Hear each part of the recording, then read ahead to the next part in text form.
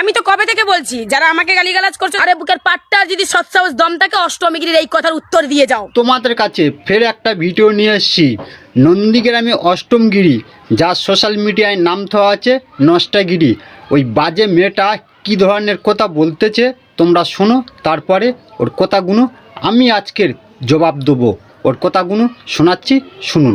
তার সৎ সাহস থাকে তাদের মায়ের ব্যাংক অ্যাকাউন্ট আর তার ব্যাংক অ্যাকাউন্ট সোশ্যাল মিডিয়ায় দেখাক, তার হাতের স্মার্টফোনটা কার সেটা বলুক, ব্যাংক অ্যাকাউন্ট আপডেট করে সোশ্যাল মিডিয়াতে পোস্ট করে। আরে বুকের পাট্টা যদি সৎসাহস দম থাকে অষ্টমীগিরির এই কথার উত্তর দিয়ে যাও। তোমরা কিন্তু শুনেছ অষ্টমগিরি বলতেছে কি তোমাদের ব্যাংকের অ্যাকাউন্টে কত টাকা আছে দেখাও।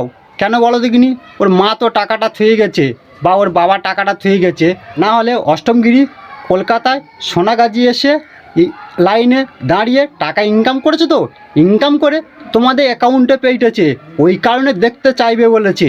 আর যে ফোনটা তোমরা চালাও ওই ফোনটা না গো, ও তো নাম করে তোমাদের কিনে দিয়েছে, ওই কারণে বলতেছে। বুঝতে পেরেছো?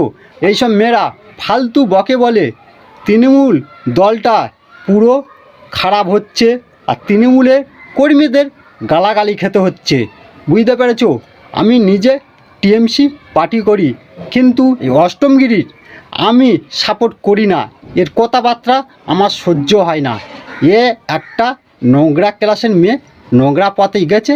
আর এ কী বলো দেখিনি, একটা তো 12 ঘাঁটা মাল, 12 ঘাঁটা মালেরা কোনো দিন শুধরাবে না। বুঝতে পেরেছো? আর ভিডিওটা বেশি বড় করলাম না, ভিডিওটা ভালো লাগলে ভিডিওটা শেয়ার করুন।